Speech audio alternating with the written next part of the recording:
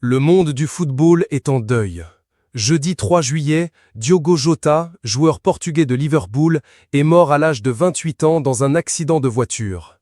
Le drame s'est produit vers 0h30 sur une autoroute de la province de Zamora en Espagne.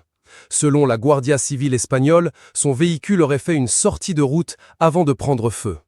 L'éclatement d'un pneu lors d'un dépassement serait en cause. Malgré l'intervention des secours, Diogo Jota et son frère André, âgé de 26 ans, ont tous les deux perdu la vie. Après l'annonce de la terrible nouvelle, le club de Liverpool s'est dit dévasté par la mort du joueur. Le FC Porto ainsi que la Fédération portugaise de football ont également présenté leurs condoléances à la famille. Avant sa mort, Diogo Jota traversait une période de succès, autant sur le plan professionnel que personnel. Il avait été sacré champion d'Angleterre en avril, puis vainqueur de la Ligue des Nations au mois de juin. 11 jours avant sa mort, il s'était par ailleurs marié avec sa compagne de longue date, Ruth Cardozo. Une journée que nous n'oublierons jamais. La veille de sa mort, l'attaquant de Liverpool avait dévoilé un film de son mariage avec cette phrase lourde de sens.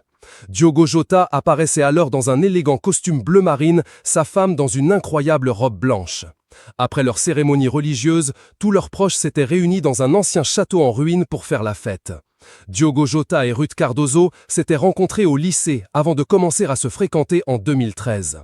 Par la suite, le footballeur avait débuté sa carrière professionnelle et la jeune femme n'avait jamais cessé de le soutenir. Elle avait ainsi quitté le Portugal pour le suivre en Espagne, puis en Angleterre. En février 2021, Diogo Jota et Ruth Cardozo avaient fondé leur famille. Le couple avait d'abord accueilli un petit garçon, Denis. 1 an plus tard, ils avaient annoncé la naissance d'un autre garçon, Duarte.